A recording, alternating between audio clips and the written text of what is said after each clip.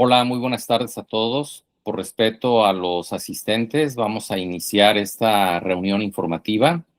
Muchas gracias al doctor Víctor Manuel Rodríguez Recia por acompañarnos para resolver las dudas que puedan tener las personas que nos acompañan, que son personas que han sido afectadas con este decreto de reforma al artículo 127 constitucional en México.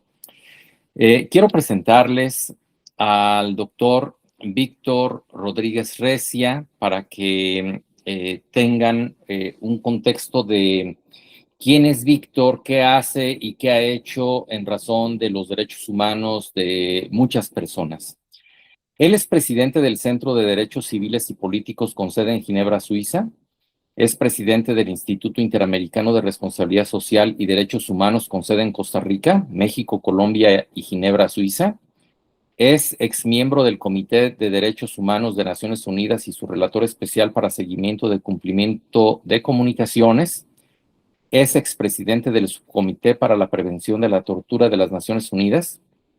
Es exsecretario adjunto de la Corte Interamericana de Derechos Humanos, miembro de la Asamblea General del Instituto Interamericano de Derechos Humanos, miembro de la Asamblea de la Comisión Internacional de Juristas en Ginebra, exdirector del Centro de Derechos Humanos para las Américas en DePaul University, con sede en Costa Rica.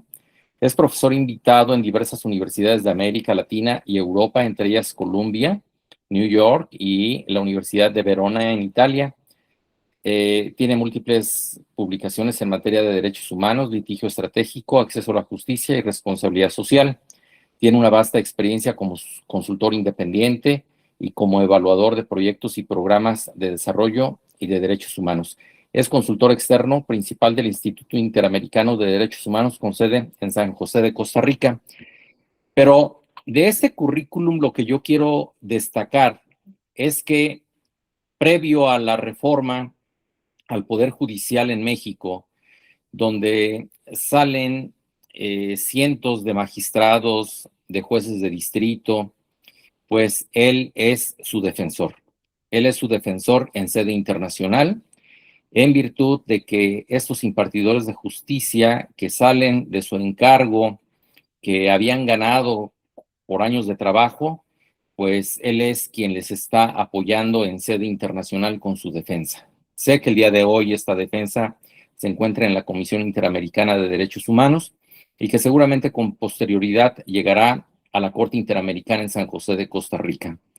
Pues le damos la más cordial bienvenida, doctor Víctor. La sesión de hoy, la dinámica es que en esta charla podamos resolver algunas dudas de las personas que están siendo afectadas, que el tiempo les está corriendo, que ordinariamente nosotros habíamos previsto atacar el decreto en beneficio de todas estas personas afectadas como una norma de naturaleza autoaplicativa y que para ello tenemos 30 o tenemos 30 días, pues la sorpresa inmediata fue que enseguida, especialmente a pensionados de Petróleos Mexicanos y Comisión Federal de Electricidad, ya les han hecho una reducción que es contraria a derecho.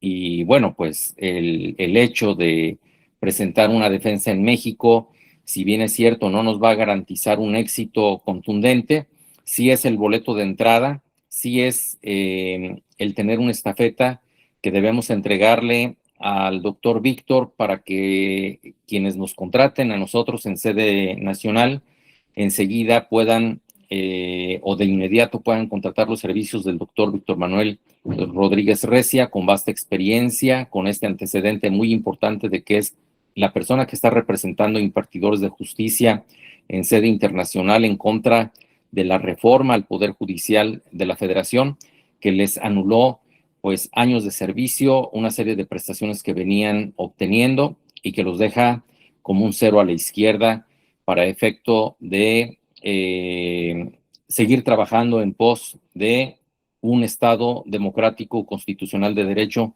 como nuestro país se iba o se estaba encaminando. Hoy tenemos entonces esta reunión, tenemos tiempo para poder atender las preguntas que ustedes gusten hacer, porque no es común tener que contratar a un abogado para que lleve a cabo una defensa en sede internacional. No es común y de esto mejor que nadie sabe el doctor Víctor Manuel Rodríguez Recia. Doctor, bienvenido y buenas tardes.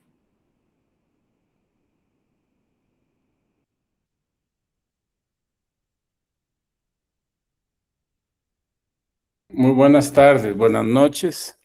Estoy en Colombia, profesor. Justo ando en una misión de Naciones Unidas del mecanismo en que yo trabajo, que es un mecanismo que hace visitas para combatir el racismo.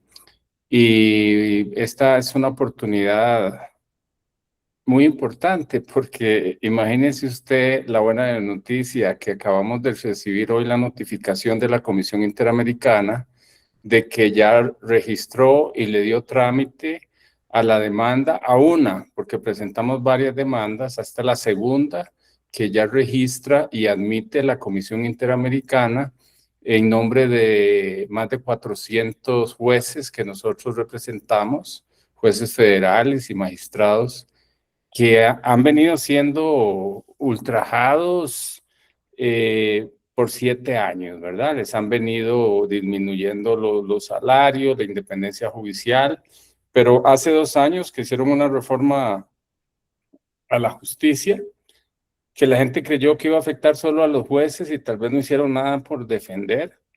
Ahora, pues se sorprenden de que van por otros grupos, ¿verdad? Que el tema de los derechos adquiridos en México ya no hay una seguridad jurídica. Con esta notificación que recibimos hoy, pues nos da el respiro de que hicimos bien la demanda, de que la registraron, la admitieron y le dieron al gobierno de México 4 meses para que conteste. Me imagino que la respuesta de México será negar todo, será decir que la reforma constitucional es una vocación constitucional y que no viola los tratados, pero bueno, eso no importa lo que piense el Estado, sino que es un caso que está muy bien planteado.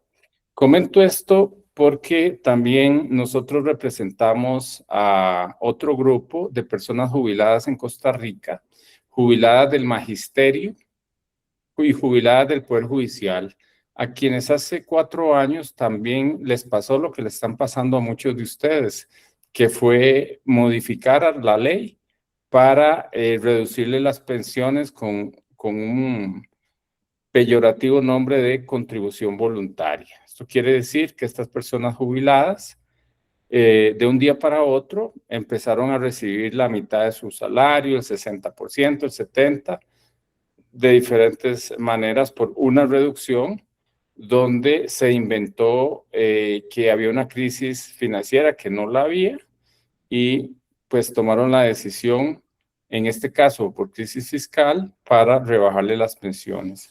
Ese caso también nosotros ya lo presentamos, pero este lo hicimos ante las Naciones Unidas, un Comité de Derechos Económicos, Sociales y Culturales. Costa Rica ya fue notificada. Entonces, cuando se presentó este caso de México, yo dije, bueno, pero ¿qué es lo que está pasando? Parece que los estados se están comunicando porque es una violación estructural en espejo, la de Costa Rica y la de México. Esto es una tendencia, esto es que ustedes son víctimas de un populismo político, donde toman a ciertos grupos para hacer creer al resto de la población que la crisis y la causa de la déficit fiscal tiene que ver con las pensiones. Pero sin pensar, porque no les importa, aunque lo saben, que las pensiones de ustedes forman parte de un contrato que ustedes cumplieron, de un contrato que tenía un análisis actuarial de que las cuotas que ustedes pagaban y que les deducían de sus remuneraciones, que se convertirían luego en sus pensiones, iban a ser lo suficiente para que hubiera un fondo sostenible. Eso es lo normal, así funcionan los fondos de pensiones y jubilaciones. Entonces, quedaba fácil a las puertas de las elecciones que vienen el año entrante Siempre, el populismo siempre identifica un enemigo y si no lo encuentra, lo inventa. En este caso, pues señalar a los pensionados de las empresas paraestatales como jubilados de oro, en Costa Rica solo le cambiaron el nombre, es jubilados de lujo, es lo mismo, hicieron una campaña muy fuerte para polarizar al país, muy fuerte como para que el presidente de la República saliente pudo ser presidente. Esto es un tema electoral. Él dijo que iba a enfrentar a los jubilados de oro, cuando sabía que no lo podía hacer. Y así las cosas nos encontramos donde estamos ahora en México, donde nosotros ya hemos estudiado el caso para presentarlo internacionalmente y nos encontramos haciendo análisis matemáticos que no son difíciles de hacer, que en realidad la presidenta Claudia Sheinbaum inventa, pero cuando uno habla de números o las personas hablan de números, hablan de 5.000 millones de pesos como un ahorro, es un montón de dinero, pero lo que no dice la presidenta es que el fondo que se destina para las pensiones que no son contributivas, es decir, las que se dan son bajas, pero que se dan a personas que no han contribuido, es de 500.000 millones de dólares.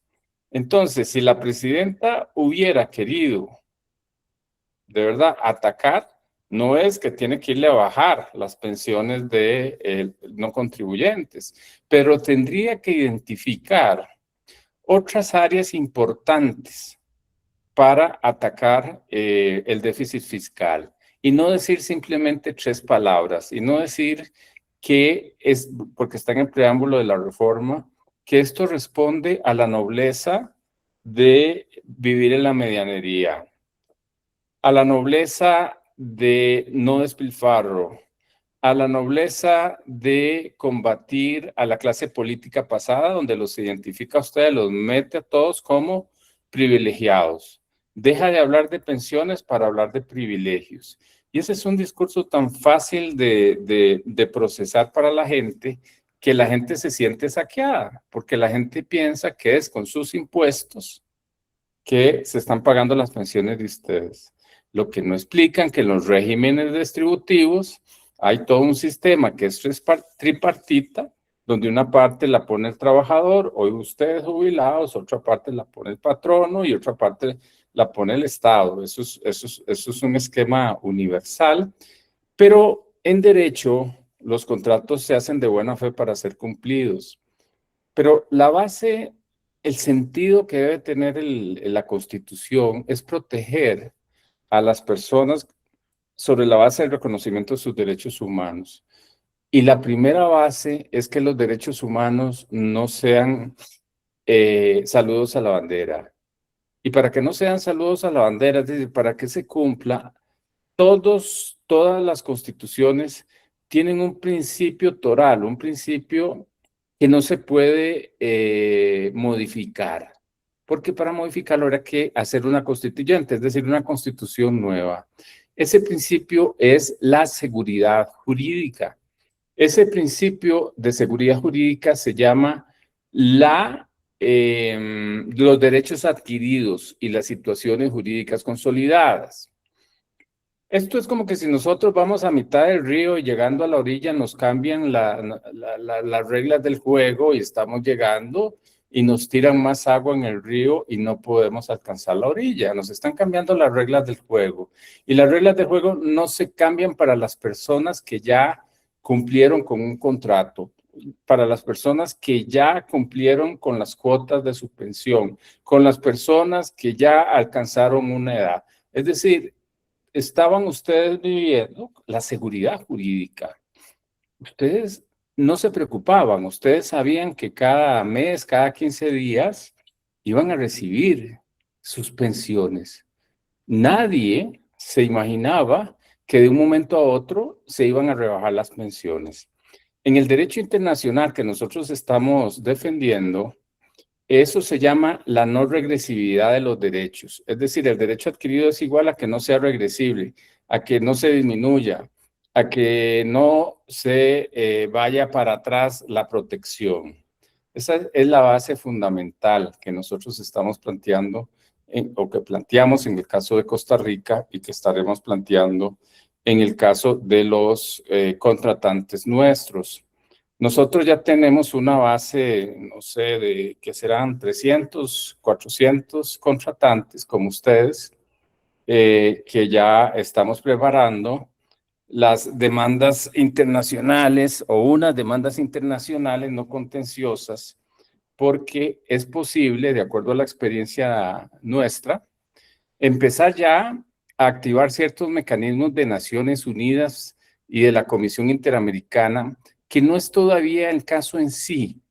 El caso en sí, con nombre y apellidos, el caso de ustedes, se va a presentar una vez que ustedes con los abogados escogidos para el amparo que tienen que interponer o que tienen que interponer un recurso de amparo, nosotros podemos ya ir a una vía internacional porque se está agotando el recurso interno.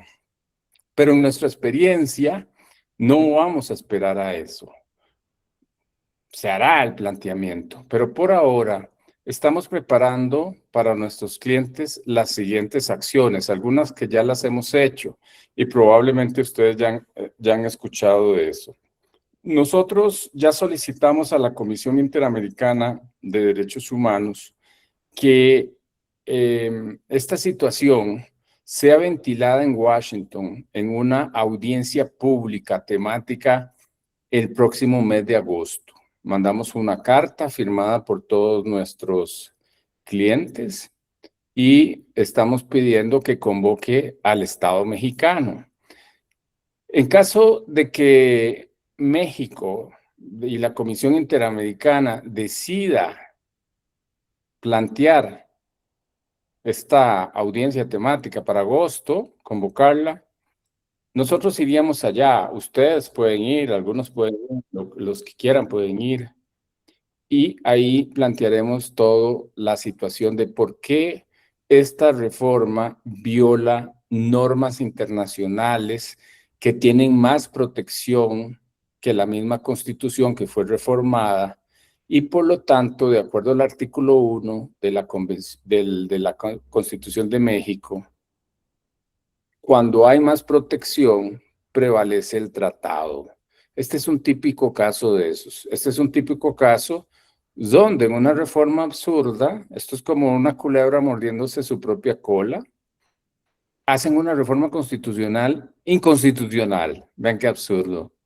Y esto porque al querer reducir o rebajar las pensiones con la modificación del artículo, lo que está haciendo es violar el principio constitucional de la seguridad jurídica y de los derechos adquiridos. Esa es la primera, digamos, violación de la misma Constitución. Pero también comete el absurdo México que en una reforma anterior, perdón, a la Constitución, prohíbe prácticamente plantear amparos contra reformas constitucionales. Y eso no es posible hacerlo, porque los tratados de derechos humanos dicen que debe existir siempre un recurso sencillo y rápido. Ese recurso es el amparo, cualquiera sea el nombre que tengan en Colombia, que se llama tutela, etcétera. Pero México es el amparo y no puede desaparecer el amparo. Y esa reforma lo quiere desaparecer o lo desaparece. Dice, yo reformo la Constitución como me da la gana y nadie me lo puede cuestionar. Pero como México anda ratificando todos los tratados de derechos humanos que hay en el mundo, se pavonea, tiene un doble estándar porque dice una cosa afuera y hace otra cosa adentro. Y está violando los mismos tratados que ha ratificado, concretamente la Convención Americana sobre Derechos Humanos. Esta convención establece también como derechos humanos el derecho a la propiedad. Y la Corte Interamericana, en otro caso contra Perú, de unos pensionistas como ustedes, ya hay una jurisprudencia que resolvió prácticamente este caso. Y ahí la Corte reconoce que no se pueden reducir las pensiones sin un criterio de razonabilidad, sin un criterio que permita hacer unos análisis objetivos. Aquí a la presidenta se le ocurrió hacer una reforma. Todo el proceso también fue violatorio de las normas constitucionales porque no hubo un debate, no hubo un debate. En 2 meses se hace todo el proceso. A ustedes no les consultaron. En una democracia que México está dejando de serlo desde hace tiempo, siempre se exige que una reforma tiene que ser discutida con amplitud por las partes afectadas. Ustedes nunca les avisaron. Ustedes tienen muchas asociaciones que no fueron parte de este debate. Les cerraron la puerta y simplemente no les importaron sus derechos. El planteamiento que nosotros haremos es que se les viola el derecho a la propiedad, porque el dinero es propiedad. Eso lo ha dicho la Corte Interamericana. Me van a disculpar porque estoy saliendo de una infección y aquí en Colombia el clima es fatal. Entonces, discúlpenme por la tos, me da mucha pena. Entonces, esta violación al derecho a la propiedad se va a sumar a la violación de la falta de un recurso efectivo, que es el artículo 25 de la Convención Americana, porque ustedes les van a rechazar, y entiéndame, les van a rechazar ad portas la parte donde ustedes usen los amparos por la reforma constitucional. ¿Ok? Ahora, desde esta perspectiva, ¿qué podemos obtener? ¿Qué podemos obtener en la Comisión y en la Corte Interamericana? Una reparación integral del daño. La reparación integral del daño es que a partir de los derechos violados se va a establecer unos parámetros que son los más amplios, que se llaman la restitución in integrum y la restitución del derecho violado. Si a ustedes les quitaron un derecho que era el monto de la pensión y se lo rebajaron, la Corte Interamericana le va a ordenar al Estado que vuelva la situación al statu quo antes. Quiere decir, lléveme la situación al momento en que empezó el acto violatorio, es decir, la ejecución de la reforma, cuando le llegaron a ustedes los primeros rebajos. En otra palabra, ¿qué está diciendo la Corte? Le va a decir a México que tiene que modificar la reforma, que tiene que adecuar la Constitución a como estaba antes, a que haga las cosas bien. Ustedes saben que ¿para qué son las constituciones? Las constituciones son para reconocerle derechos a los ciudadanos principalmente, después se establece la estructura del Estado. Pero esta reforma del artículo 34 es para mordisquear derechos, para rebajar derechos. Yo no conozco constituciones que tengan esa función tan extraña. Parece una ley reglamentaria.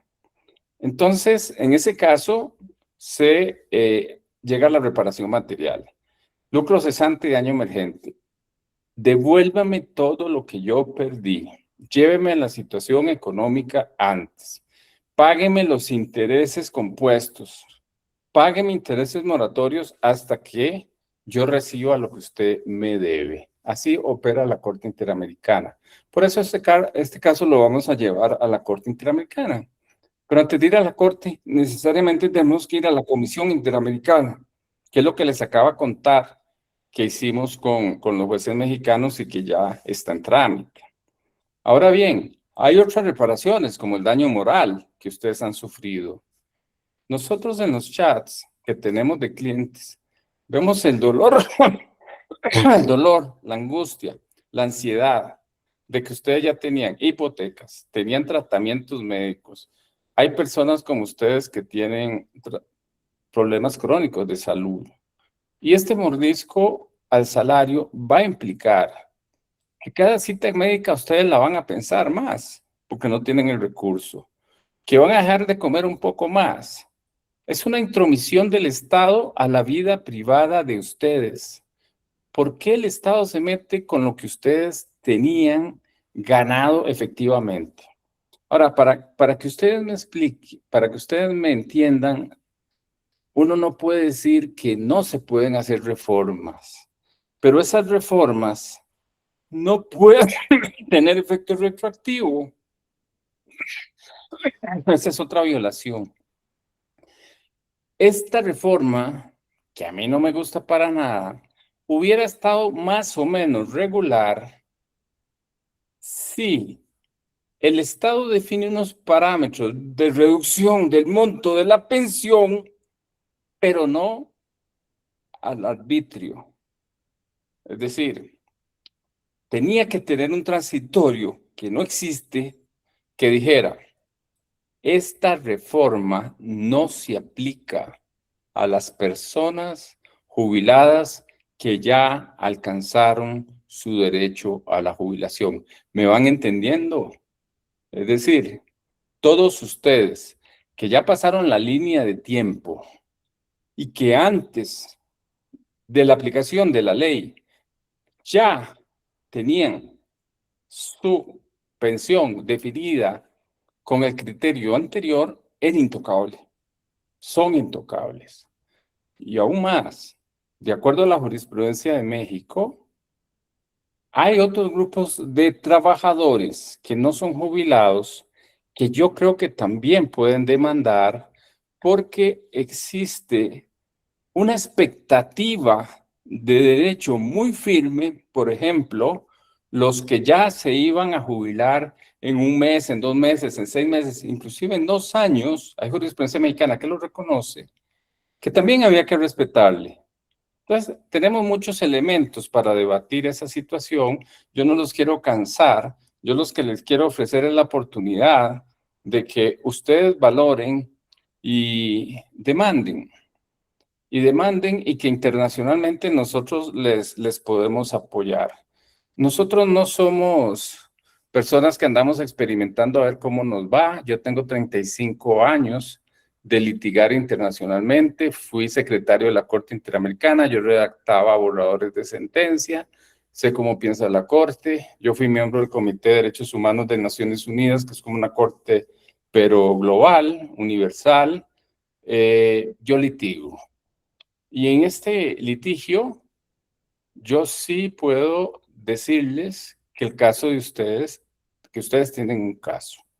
Ahora, hay otras cosas que nosotros estamos haciendo, yo quiero nada más mencionárselas, y es que sin agotar los recursos internos, estamos preparando medidas cautelares ante la Comisión Interamericana, pero también ante otros órganos de Naciones Unidas. ¿Qué son las medidas cautelares? Las medidas cautelares se pueden presentar donde todavía no hay un caso, por ejemplo, en la Comisión Interamericana, pero si nosotros demostramos que la aplicación de la reforma puede implicar daños inminentes a la vida y la integridad de las personas, es decir, que ustedes, voy a hablar hipotéticamente, son adultos mayores, hay una protección especial, hay personas que tienen 90, 94 años, etcétera, y le hacen esta grosería, esta persona puede morir de un infarto, y esto no es una exageración, porque empieza a comer ansiedad, porque le están cambiando las reglas del juego cuando ya no puede trabajar, cuando ya no es una persona que ya pagó, que ya cumplió. Hay muchas injusticias. Esto lo vamos a explicar con lujo de detalle, porque rebajar el salario de ustedes y también de los trabajadores que se van a ver afectados si no se jubilan, va a implicar que muchas personas profesionales, como lo fueron ustedes, con unas especializaciones, porque las empresas de ustedes son complejas y calificadas, estas empresas van a perder competencia. Pero hay otros mensajes que vienen detrás, que son muy graves, y yo creo que ustedes ya saben qué es lo que va a pasar. Los inversionistas extranjeros, los de Estados Unidos, los de Europa, a través de tratados de libre comercio, ya saben que en México es arena movediza. Ya saben que en México los contratos de inversiones se los pueden cambiar de un día. Ya ha pasado. Al cambiar el espectro de telecomunicaciones, por ejemplo, muchas empresas que ya habían llegado bajo un régimen especial a través del TLC, pues en este gobierno les cambiaron eso. Cambian todo el sistema y prácticamente todas las inversiones se van al traste. Eso es muy riesgoso. Nosotros vamos a denunciar esto en las negociaciones actuales del TMEC que están llevándose a cabo en Washington, D.C. Esta es una manera de hacer litigio estratégico, es una manera de hacer cabildeo. Nosotros vamos también a la Unión Europea. Ustedes dirán, ¿por qué la Unión Europea si nosotros estamos en México? Pero es que México, el año pasado, ratificó un tratado de libre comercio con la Unión Europea. Y los pilares de la Unión Europea es certeza jurídica, seguridad jurídica, Estado de Derecho, respeto a los derechos humanos. Entonces, lo que vamos a denunciar en el Parlamento Europeo y en una subcomisión de derechos humanos, que ya lo hicimos en el caso de los jueces, es denunciar que México no es un socio democrático que cumpla con los pilares de la creación y la fundación de la Unión Europea. Son pasos de presión. Hay otros mecanismos que se llaman procedimientos especiales de Naciones Unidas. Vamos a ir a varios. Vamos a ir a la Relatoría de Independencia Judicial, porque al impedirles a ustedes utilizar un amparo en forma amplia, los jueces están atados de mano porque les están diciendo que no pueden discutir una reforma constitucional. Están diciendo al juez que no abra un amparo. Entonces, ahí tenemos otro paquete de acciones que vamos a hacer. La semana entrante estaremos presentando a la Comisión Interamericana la Carta del Artículo 41. La Carta del Artículo 41 de la Convención Americana es una explicación de lo que yo estoy diciendo, pero en bonito. Ahora estoy un poco desordenado, probablemente, donde vamos a explicarle a la Comisión Interamericana que esta reforma constitucional se hizo en contra de las reglas y los estándares del tratado que ella vigila y que le pida cuentas a Cancillería, que en realidad es al Estado. Esa carta la vamos a estar presentando con la firma de nuestros clientes la semana entrante. Todo esto suma, todo esto preconstituye prueba, todo esto nos va a servir después para inclusive ustedes lo usen con la firma de don Jorge y sus socios para que si los amparos todavía no se han resuelto, los utilicen como hecho nuevo o prueba para mejor proveer. Es decir, es una presión de veeduría internacional para el juez mexicano. Pónganse ustedes que ustedes son los jueces mexicanos que están resolviendo los amparos y les llegan los expedientes, resoluciones de los órganos más especializados de Naciones Unidas diciéndole al Estado que esa reforma a la larga no cumple con los estándares internacionales. Hay que ser un poco atrevido para que un juez pueda no atenderlo. Nosotros vamos con todo, nosotros vamos a atacar todo, nosotros no nos vamos a conformar con ir solo a la Comisión y la Corte Interamericana. Probablemente hay otras firmas que dicen que litigan, pero por favor pregúntenles que cuántos casos han litigado, que dónde y que cuántos han ganado. No creo que muchos, no creo que muchos. Y todo este modelo, todo este sistema, pues nosotros también lo movilizamos a través de nuestras oficinas. Nosotros somos un Instituto Internacional de Derechos Humanos. Tenemos oficinas en Costa Rica, en Colombia, donde estoy yo ahora. Tenemos en Canadá, en Guatemala y tenemos sobre todo en Ginebra. ¿Y por qué tenemos en Ginebra? Porque allá está el núcleo duro de los comités de derechos humanos de Naciones Unidas y ahí es donde hacemos lobby, cabildeo. Este caso lo vamos a llevar al Consejo de Derechos Humanos de Naciones Unidas a través de un evento paralelo. Probablemente ustedes tengan un enredo mental de comisión, corte, Consejo de Derechos Humanos, no importa, esta no es una clase de litigio internacional, yo nada más quiero explicarles que nosotros no solo en un marco de una creatividad de litigio estratégico, tenemos claro acá la hoja de ruta. Esa hoja de ruta de litigio internacional nosotros se las vamos a confesar a ustedes en privado en los contratos. Todo esto que estoy explicando yo va a estar en blanco y negro y nosotros nos comprometemos individualmente a asumir esas responsabilidades. Yo no, ya tengo 40 minutos de estar hablando. No sé si está claro, don Jorge, pero me gustaría que usted ahora explique la parte del derecho interno. Muchas gracias, doctor. Esencialmente, lo que nos dice al final sobre que no es una clase de derecho internacional nos queda claro, incluso para muchos abogados mexicanos que no tenemos esa práctica y que precisamente nuestro despacho en México hace esta alianza conjunta como un consorcio para poder representar de manera efectiva a las personas jubiladas y pensionadas que tienen esta afectación en su patrimonio. Es muy importante conocer las cartas que nos ha mostrado el doctor Víctor, porque el día de hoy en México se vende la defensa, pero no se garantiza en algún sentido.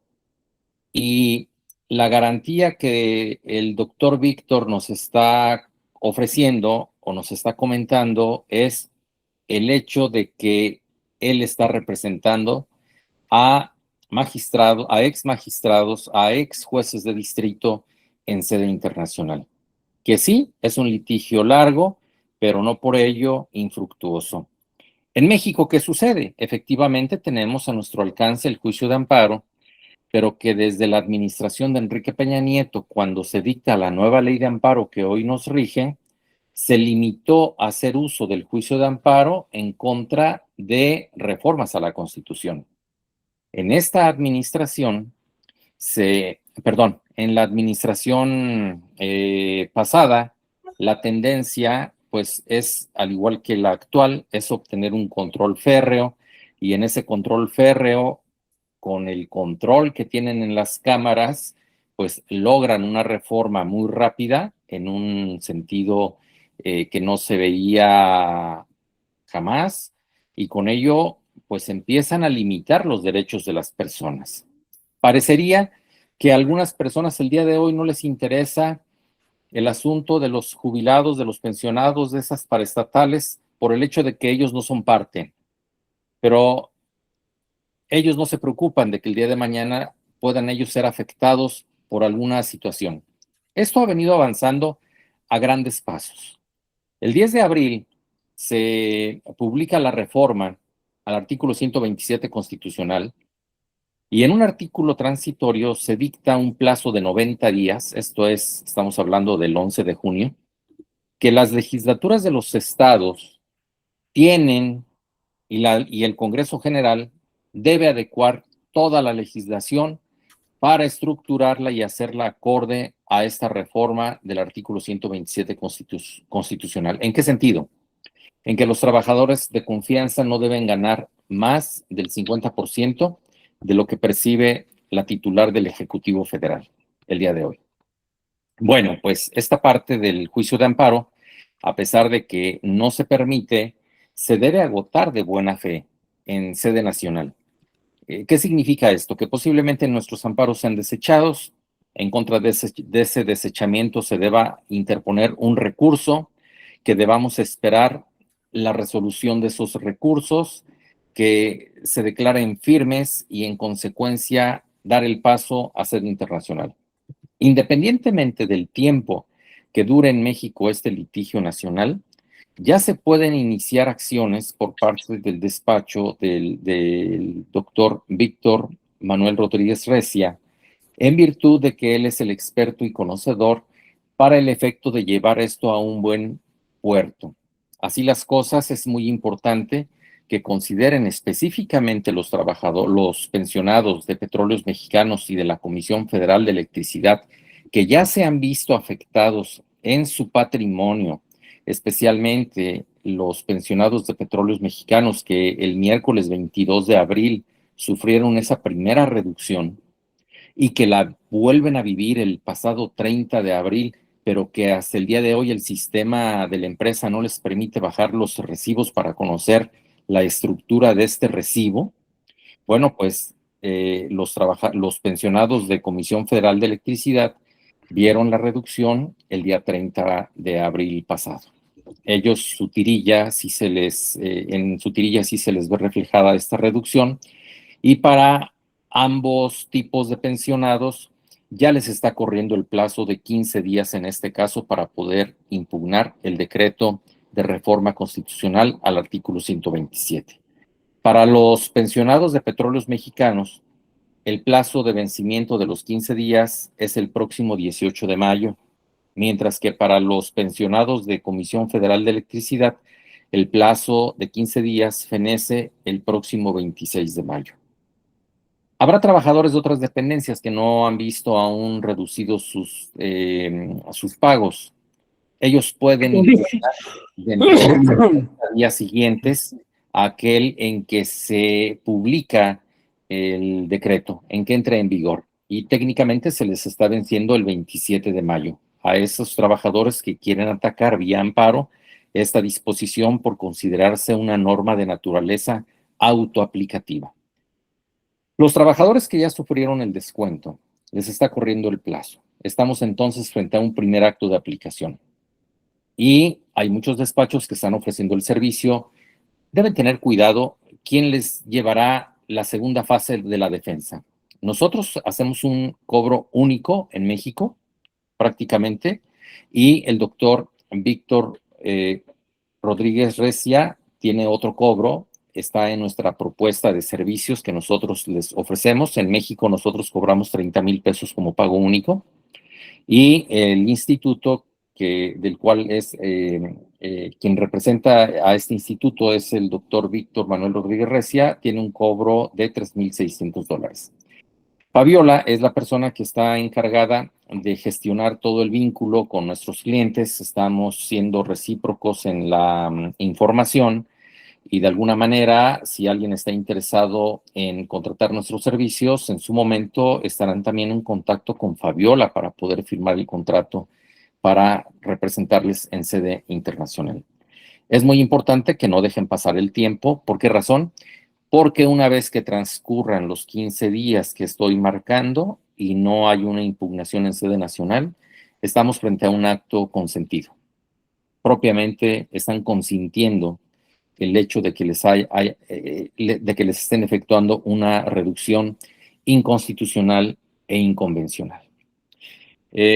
Al inicio de la charla, comenté en el chat si tenían alguna participación. Rafa nos saluda y nos dice que si en un litigio en corte internacional puede durar de 10 a 15 años, en su experiencia es así. Pienso que esta respuesta se la puede dar el doctor Víctor. Los datos de contacto ya no los está poniendo Fabiola, pero adelante. Los plazos. Miren, ustedes, yo me preocuparía ahorita, un juicio internacional normalmente dura tiempo. Primero hay que agotar el plazo ante la Comisión Interamericana. Ese plazo puede durar entre 3 y 4 años en la Comisión Interamericana. Nosotros lo que estamos haciendo en la Comisión Interamericana es que pedimos un procedimiento que se llama Fast Track, es decir, un curso rápido, que empiece el proceso y se tramite con prioridad. ¿Por qué? Porque la Comisión en el 2016 cambió su reglamento, porque no es posible que siguiera rígidamente el principio de primero en tiempo en tema de derecho, y casos urgentes como estos esperen en la fila hasta que resuelvan los que iban adelante. Eso tiene otra lógica.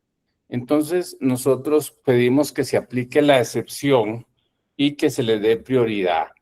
Por ejemplo, en el caso de los jueces, ya la comisión le notificó al Estado, pero hizo dos cosas muy importantes. Uno, dice que una vez que el Estado conteste dentro de 4 meses, ella va a analizar si este caso es prioritario, el de los jueces, y por supuesto es prioritario.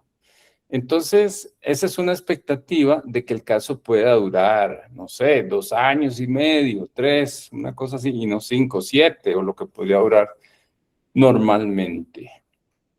Pero hay otra cosa que dice la Comisión Interamericana.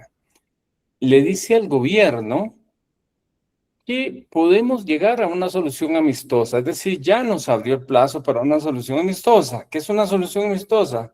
Oiga, pónganse de acuerdo entre ustedes, ¿para qué seguir litigando? Lleguen a una solución amistosa. Ahora, yo soy consciente y realista que con el gobierno de Morena no va a haber ni la posibilidad ni de darnos la mano. Bueno, ojalá que sí. La otra fase es ante la Corte Interamericana de Derechos Humanos y la Corte tiene mejor mapeado la duración porque ella recibe menos casos que la Comisión y normalmente puede tardar 3 o 4 años. Pero si sumamos todo, es un rato, es tiempo importante, pero se puede llegar a una solución amistosa. Un cambio de gobierno, no lo sé, puede cambiar las reglas de este asunto. Ahora, esto no quiere decir que ustedes se crucen de brazos esperando resultados del litigio internacional. Yo creo que ustedes tienen que hacer presión política. Yo sé que ya la están haciendo. Yo sé que se han organizado en asociaciones, que están haciendo movimientos, etc. Mire, a veces eso es muy útil porque a los gobiernos les preocupa su popularidad. A los gobiernos les incomoda que se les haga escándalo, que se les haga enredo. Pero yo no les estoy diciendo a ustedes que hagan enredo, sino que la Convención Americana dice que hay derechos en una democracia como las manifestaciones públicas y pacíficas. Y eso el Estado no se los puede contradecir. Ustedes están enfadados, tienen el derecho de estar enfadados, tienen el derecho de reclamar con banderas, con cantos al himno, lo que ustedes quieran, con marchas. Nosotros por eso hemos preparado para blindar a nuestros clientes que vayan a hacer manifestaciones, que las hagan de manera pública y pacífica. Eso es importante. Y le decimos cómo se puede hacer. Ahora, hay otras resoluciones anteriores que esas pueden durar meses, semanas, meses. Ya podemos tener alguna resolución de procedimientos especiales de Naciones Unidas, que si el Estado fuera juicioso, pero no es, este no lo es, podría cumplir con lo que vaya a decir los relatores sobre independencia judicial, los relatores sobre adultez, los relatores sobre democracia, porque nosotros tenemos un abanico de posibilidades para impugnar.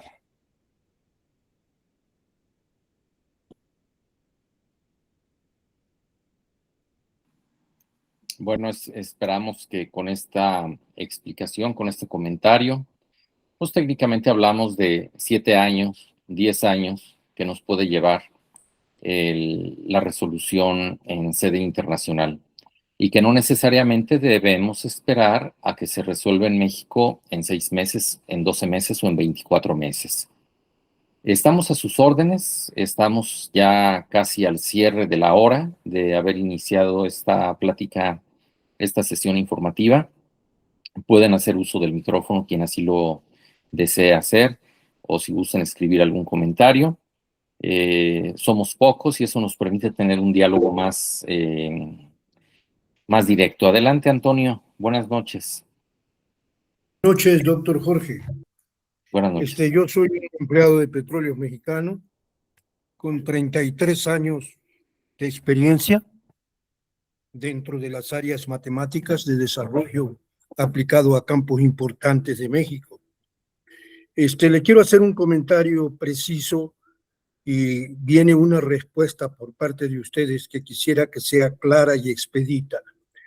La situación es la siguiente: la probabilidad de éxito de un amparo como el que se está manejando actualmente es muy escasa, o sea, es un valor bastante bajo.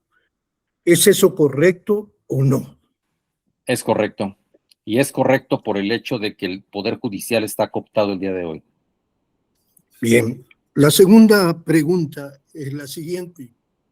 Usted habla de un presupuesto para iniciar con ustedes el litigio de amparo de un valor de 30,000 pesos. En algún momento, algún empleado de Pemex puede decirles a ustedes que pudiese, si ustedes lo aceptan, ser distribuido 2 pagos, 3 pagos a lo máximo, de tal manera que se sientan un poco aliviados después de haber recibido el recorte que han tenido en su catorcena o en su quincena. No sé cuál sería la opinión que tiene al respecto. Es una respuesta favorable, don Antonio. Con mucho gusto lo hacemos. En relación a la parte nacional.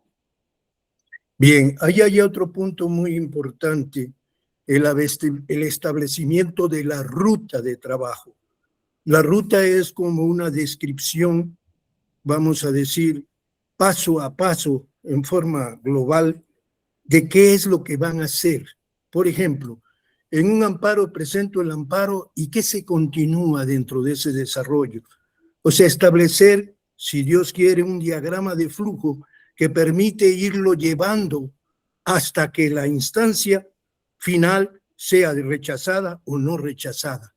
Eso es claro. Dentro del punto de vista matemático como el que está hablando, ¿verdad?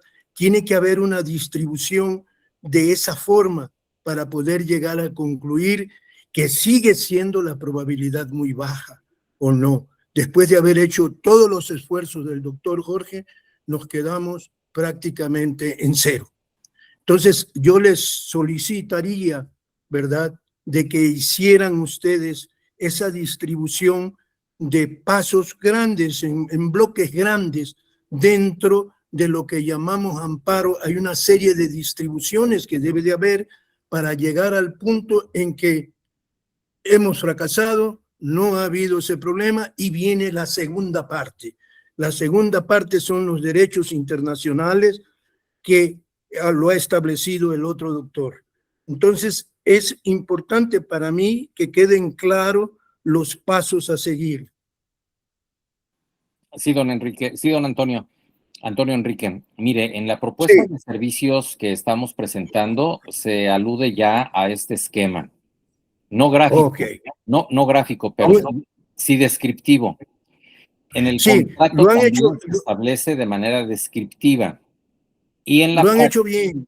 Y en la práctica, Sí. y en la práctica nosotros acostumbramos llevar de la mano al quejoso. En este caso, la persona que nos está contratando, día a día va conociendo del avance del proceso. Se le va compartiendo los acuerdos y se le van explicando de manera personalizada. Es un acompañamiento pleno. Ok, está muy bien, pero es una sugerencia más bien. Muchas gracias. Al inicio, nosotros podemos establecer bloques de avance dentro del concepto de estar evaluando, ¿verdad?, el amparo. Y ahí viene la última pregunta que quiero hacerles. En contacto con algunas personas que son también abogados, especialistas también en derechos internacionales y en litigios, tenemos una opinión que nos parece un poco extraña. Vamos a demandar a Pemex, no al gobierno en sí, a Petróleos Mexicanos lo queremos demandar. ¿Qué opina usted de esa forma de pensar, de venir específicamente la demanda, donde hay algunos antecedentes que sirven como pilar para poder manifestar esa demanda? Pilares completos. Sí, don Antonio. Información indebida, sin conocimiento de la distribución del corte llevado a la opinión de la presidenta. O sea, tiene que ser bien claro en dónde hiciste el recorte y por qué lo estás haciendo así. En dónde se analiza las tirillas, en dónde lo estás haciendo en el promedio diario del trabajador o en los beneficios que la gasolina, que etcétera, etcétera. ¿En dónde estás haciendo? ¿Y cómo lo estás haciendo? Entonces, esa distribución o ese análisis del enfoque sobre la tirilla que recibe el trabajador es importante porque puede posteriormente cambiar la jugada. ¿Quién? ¿Quién va a cambiar la jugada? Recursos humanos de Petróleos Mexicanos. Al verse afectado en alguien que está analizando paso a paso cómo estás procediendo, puede ser una base importantísima para hacer una demanda directamente a Pemex. Está bien el amparo, no digo que no, pero la opinión nos hace reflexionar un poco qué está diciendo ese abogado, por qué desea demandar directamente a Pemex. El amparo no es directamente a Pemex. Eso es lo que quería que ustedes explicaran un poco más si estamos mal en concebir esas ideas. No, de ninguna manera, don Antonio, es válido completamente y es un aspecto que nosotros estamos considerando dentro de los conceptos de violación que vamos a plantear en nuestra defensa. Aquí prácticamente se está demandando también a Petróleos Mexicanos, a la Comisión Federal de Electricidad, como autoridades ejecutoras. Y en esa ejecución son responsables. Y en esa ejecución se está solicitando la suspensión de los actos que se están reclamando. Evidentemente, al estar cooptado el Poder Judicial, va a ser muy difícil que nos concedan las suspensiones, pero tenemos que hacerlo y está contemplado ello, porque así es y porque les asiste la razón y el derecho, porque no fueron debidamente informados. Regularmente, como decía el doctor Víctor hace un rato, este tipo de reformas se consensúan en la población y aquí no. Aquí todo ha sido vía rápida, ha sido publicaciones en la tarde-noche, en día viernes, prácticamente. Hay otra publicación que afecta a magistrados electorales de hace una semana, que también ellos son objeto de reducciones en sus salarios. Y esto prácticamente no solamente se centra en ustedes, también va contra los trabajadores de los gobiernos estatales y del gobierno federal en general. Nada más que ellos tienen 90 días para hacer la adecuación de las leyes. Y aquí la reforma y adición al artículo 127, desde la Constitución les está instruyendo a hacer la reducción. Por eso no les importó generar leyes secundarias para el caso de los pensionados que ya están recibiendo su pensión por haber servido a la nación. Sí, don Antonio, su intervención es adecuada, es precisa, es concreta y sobre eso nosotros estamos trabajando. Doctor Víctor. Yo les quiero agradecer a ambos doctores. La exposición realizada ha servido para ser clarísimo en diferentes aspectos acerca de la situación por la cual estamos atravesando. Y me ha gustado muchísimo el efecto que tiene esta norma sobre la salud de las personas, la integración de la salud de mucha gente, ¿verdad? Era vital e importante. Son hombres que han estado 30, 35 años, o sea, la división estratégica de qué hombres han estado así es un grupo, no son todos. También hay que establecer algunos efectos de situaciones anteriores que afectaron indiscutiblemente a Petróleos Mexicanos. Ha habido abusos también que son los que realmente han manifestado esta situación anómalas. Gente que estuvo 4 o 5 años y recibieron los beneficios que Petróleos Mexicanos proporciona a los trabajadores. O sea, la forma para poder desplazar a estos individuos, ¿verdad? Fue la única forma de jubilarlos para de esa manera integrar sus equipos de trabajo. Hay varias personas que pasaron por esa situación. O sea que hay anomalías internas que han jugado un papel importante. Por eso, en ese gran conjunto de individuos donde se ha puesto esta estrategia de reducción, se tiene que clasificar. Si no hay clasificación, vamos a cometer injusticias totalmente. Y eso es lo que hay que evitar, que haya injusticias para determinados grupos de personas. No sabemos cómo va a ser esa manera de análisis. ¿Tienen que ir uno por uno o cómo le van a hacer? Tiene que haber estrategias. No voy yo a enseñarles a recursos humanos cuáles deben de ser las estrategias. No les voy yo a decir, pero sí les puedo comunicar que revisen bien, ¿verdad?